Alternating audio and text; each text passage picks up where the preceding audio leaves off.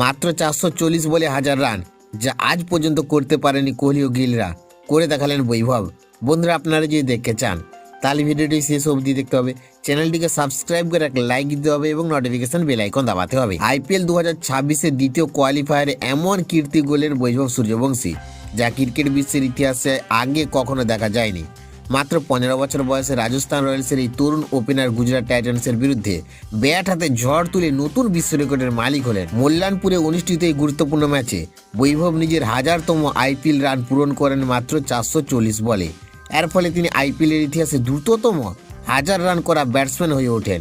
এতদিন এই রেকর্ড ছিল ওয়েস্ট ইন্ডিজের তারকা অলরাউন্ডার আন্দ্রে রাসেলের দখলে, যিনি 566 বলে এই মাইলফলক স্পর্শ করেছিলেন।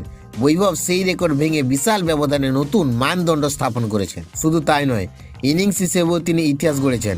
মাত্র 23 ইনিংসে 1000 রান পূরণ করে তিনি আইপিএলে দ্রুততম ভারতীয় ব্যাটার এবং সামগ্রিক তালিকায় যৌথভাবে দ্বিতীয় স্থানে উঠে এসেছেন।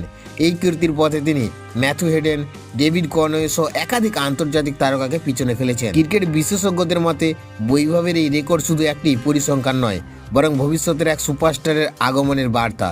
মাত্র 15 বছর বয়সে যে ধারাবাহিকতা, আগ্রাসন এবং আত্মবিশ্বাস তিনি দেখাচ্ছেন, তা ভারতীয় ক্রিকেটের জন্য অত্যন্ত আশাব্যঞ্জক। বৈভব সূর্যবংশী এখন শুধু একটি নাম নয়, তিনি ভারতীয় ক্রিকেটের আগামী দিনের সবচেয়ে বড় স্বপ্ন।